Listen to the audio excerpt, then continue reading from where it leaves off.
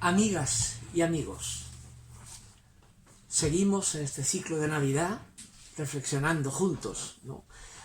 Fue ayer Navidad, irrumpió la buena nueva de la cercanía de Dios a toda la gente de la calle, ¿no?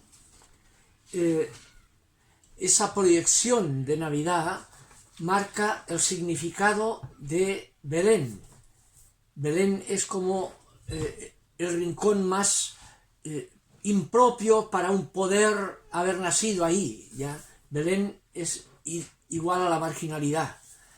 Incluso los evangelios agudizan ese significado de Belén, donde nació el pequeño David en la antigüedad, a pesar de ser el reino de Israel, nació en la pequeña ciudad de David, como para decir, en un lugar que no correspondía a su dignidad. Lo aplican los evangelios sinópticos de Mateo y Lucas a Jesús nacido en el margen del margen, en una cueva de Belén, para acentuar más todavía la cercanía de Dios en la marginalidad, toda la gente de la calle, nadie queda fuera, ¿ya?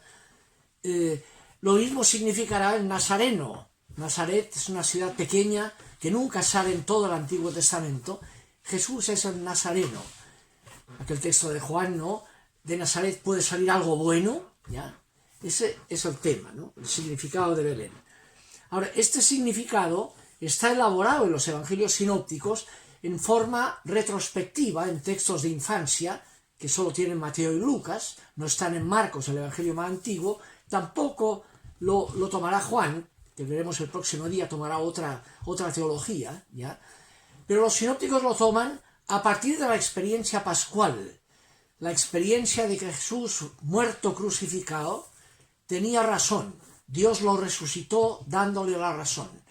Una vez los discípulos toman conciencia de eso, después de haberse ido cuando lo ven crucificado, toman conciencia de que Dios estaba en ese crucificado, ratificando aquello por lo cual lo condenaron a muerte, entonces elaboran ese mismo significado retrospectivamente hacia la infancia, que no tiene un valor biográfico, sino un valor teológico. Los textos de infancia hay que leerlos con la clave de su significado teológico y no como información historiográfica, ¿no?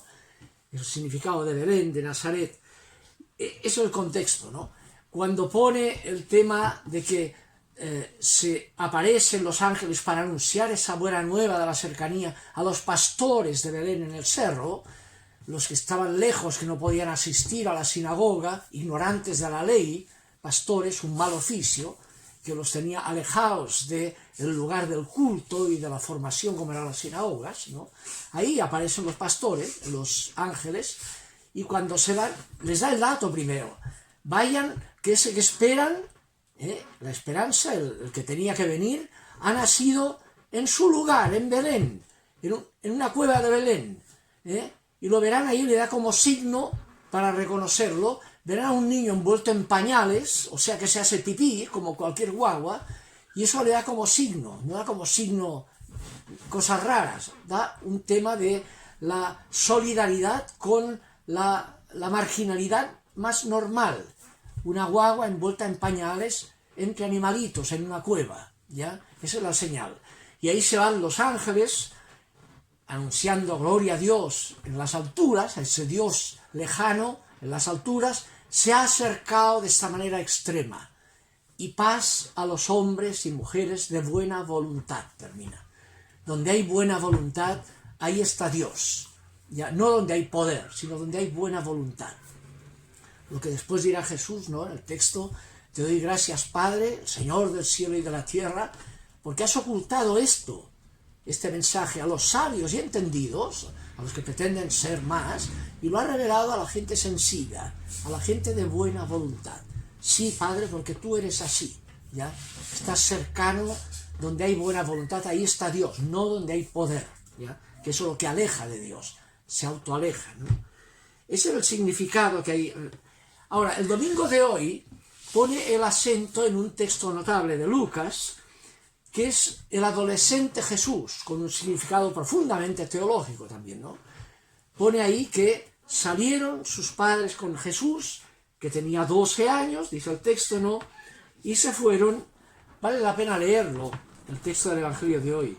Los padres de Jesús iban todos los años a Jerusalén desde Nazaret, ¿no?, para la fiesta de la Pascua. Y cuando cumplió 12 años, fue también con ellos para cumplir con este precepto. Al terminar los días de la fiesta, mientras ellos regresaban, el niño Jesús se quedó en Jerusalén sin que José lo supiera, ni tampoco su madre. Creyendo que se hallaba en el grupo de los que partían, caminaron todo un día y después se pusieron a buscarlo entre todos sus parientes y conocidos. Pero como no lo hallaron, prosiguiendo su búsqueda, volvieron a Jerusalén. Y después de 3 días lo hallaron en el templo, sentado en medio de los maestros de la ley, escuchándolos y haciéndoles preguntas. Todos los que lo oían quedaban asombrados de su inteligencia y de sus respuestas. Al encontrarlo, se emocionaron mucho y su madre le dijo: «Hijo, ¿por qué te has portado así? Tu padre y yo te buscábamos muy ansiosos». Y él les contestó: «¿Y por qué me buscaban? ¿No sabían que tengo yo que estar en las cosas de mi padre?». Pero ellos no comprendieron lo que les acababa de decir. Volvió con ellos a Nazaret, donde vivió obedeciéndolos en todo. Su madre guardaba fielmente en su corazón todos estos recuerdos. Mientras tanto, Jesús crecía en sabiduría, en edad y en gracia, tanto ante Dios como ante los hombres. Este es el texto del Evangelio de hoy. Es notable como al comienzo dice que se quedó en Jerusalén sin que José lo supiera, ni tampoco su madre. José dice, ni su madre. Pero después, cuando le preguntan, dice: «Hijo, ¿por qué te has portado así? Tu padre y yo te buscábamos». Y ahí sale José, a quien se le aplica el título de padre. Tu padre y yo te buscábamos, ¿no? Y entonces viene la respuesta de Jesús: «¿No sabían que yo debo ocuparme de las cosas de mi padre? ¿Por qué me buscaban?». ¿Qué hay ahí? Hay una respuesta antinepotista. Dios no se encarna en función de intereses familiares de ningún tipo, ni de la Sagrada Familia tampoco, para inflar los intereses egocéntricos familiares. Ese no es el sentido de la encarnación. Dios se encarna para superar precisamente el egocentrismo y por tanto el nepotismo. Y es lo que hace Jesús. Yo no he venido en función nepotista, sino para cumplir la misión de mi Padre, de mi reino. En la misma línea es lo que el Evangelio de Marcos, en un texto notable del capítulo 3, en Marcos, la única vez que sale la madre de Jesús en todo el Evangelio, porque no hay infancia ahí, ni tampoco hay la presencia de María al pie de la cruz, solo está en Juan eso. En Marcos, entonces, dice que ahí los parientes, en el capítulo 3, sabiendo que Jesús se la jugaba y tenía un riesgo al enfrentarse con el Sanedrín, dice sus parientes salieron de Nazaret a buscarlo para llevárselo para la casa, porque decían: «Se ha vuelto loco, vente para la casa, si no te van a matar», ¿no? Y después sigue y al final del capítulo 31, del capítulo 3, versículo 31, dice: «Llegaron entonces su madre y sus hermanos». Y ahí nos enteramos de que entre esos parientes que lo iban a buscar porque decían: «Se ha vuelto loco», iba también su madre y sus hermanos, y se quedaron afuera y lo mandaron a llamar. Como era mucha la gente sentada en torno a Jesús, le transmitieron este recado: «Oye, tu madre y tus hermanos y hermanas están afuera y te buscan». Y Jesús les contestó: «¿Quién es mi madre? ¿Quiénes son mis hermanos?». Y mirando a los que estaban sentados en torno a él, dijo: «Aquí están mi madre y mis hermanos, porque todo el que hace la voluntad de Dios, ese es mi hermano, mi hermana y mi madre». Y deja, diríamos, a su madre con los crespos hechos en la puerta, parece un mal hijo, ¿ya? Y aquí está lo mismo que en el texto de Lucas, del capítulo que leímos hoy, ¿no? No es funcional al nepotismo, ¿ya? Y da la verdadera razón del reino. Yo he venido a superar el narcisismo, no a hacerme funcional a él. Hay una crítica a esa perspectiva, ¿ya? Y claro, María, la grandeza de María está en que dijo que sí a la palabra, que escuchó la palabra y la cumplió, no en haber sido madre de Jesús. No es el tema nepotista, es el tema de la fidelidad a la razón de ser de la encarnación, que es el anuncio de la buena nueva de la cercanía de Dios a toda la gente de la calle sin ninguna excepción. Ese es el tema importante. Aquí hay que corregir, por tanto, lecturas nepotistas, un concepto de Sagrada Familia medio romántico y nepotista, que no toma en cuenta el verdadero significado bíblico. En la misma línea está la carta que hoy se elige en el texto a los colosenses del Evangelio de Juan, de San Pablo, perdón, aquí estoy igual, de la carta a los colosenses de Pablo, ¿no? Donde después de celebrar, digamos, esa cercanía de Dios, que es notable cuando empieza: revestidos como escogidos de Dios, santos y amados, de entrañas de misericordia, de bondad, de humildad, de mansedumbre, de paciencia, soportados unos a otros, sobre todo vestidos del amor, que es el vínculo de la perfección, que la palabra de Cristo abunde en vuestros corazones, etc. Pero termina, el versículo 18 del capítulo 3, dice: las mujeres que estén subordinadas a los hombres, como corresponde en el Señor, y los hombres que amen a las mujeres. Estoy leyendo del griego, dice así tal cual: y los hombres que amen a las mujeres y que según corresponde. Los hijos que obedezcan a los que los engendraron en todo, tal como es agradable también en el Señor.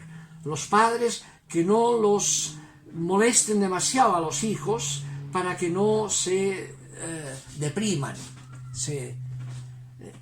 Y uno dice, eso parece, imagínenlos. Obviamente aquí está el contexto machista de la época de Pablo, ¿no? Que era lógico esa forma de relación, lo cual no significa que eso debe ser hoy.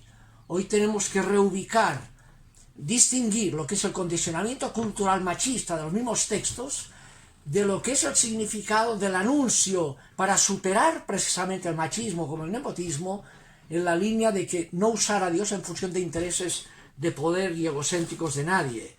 En la misma línea va el riesgo que tiene Pablo en la primera carta a los Corintios, ¿no? Capítulo 11 y después el capítulo 14, donde dirá cosas parecidas, ¿no? Dice: quiero recordarles que todo varón tiene a Cristo por cabeza, mientras que la mujer tiene al varón por cabeza, y Dios es la cabeza de Cristo. Si un varón ora o profetiza teniendo la cabeza cubierta, deshonra su cabeza. En cambio, la mujer que ora o profetiza con la cabeza descubierta, le falta el respeto a Dios con su cabeza. Por tanto, cúbranse.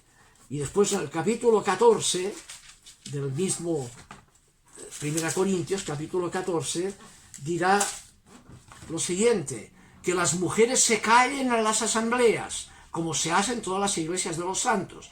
No les está permitido tomar la palabra, que sean más bien obedientes, tal como lo dice la misma ley. Si quieren instruirse en algún punto, que consulten en su casa a su marido, pero no conviene que una mujer hable en una asamblea. Palabra de Dios, diríamos, ¿no? Obviamente condicionada por el machismo paulino de la época patriarcal. Y por tanto toda la labor de la teología y de la Iglesia es reubicar el significado de la palabra superando el condicionamiento machista.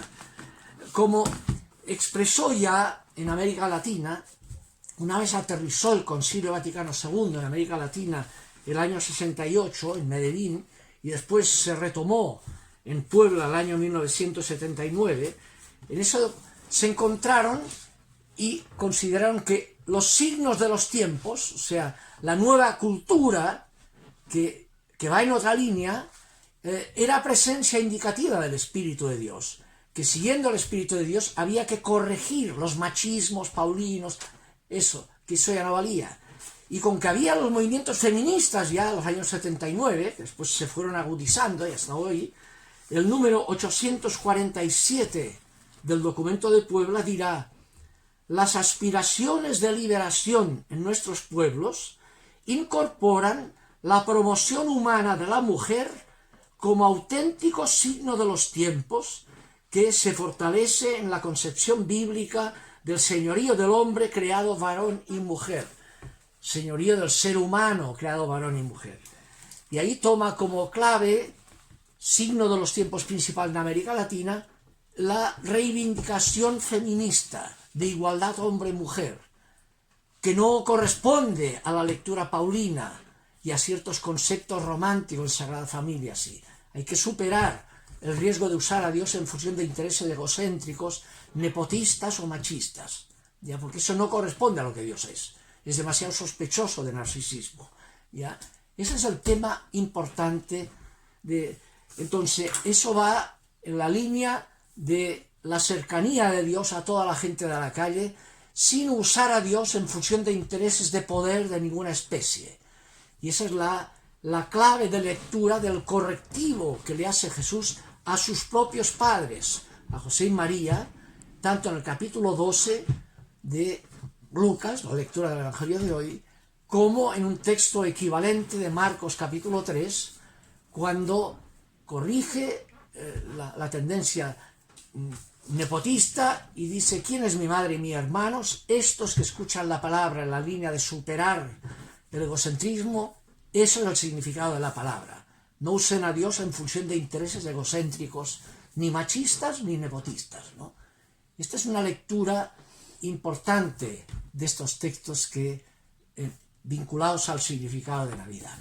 Seguiremos el próximo día profundizando un poco más desde otra perspectiva el significado de la Navidad. Nos veremos. Cuídense. Ánimo.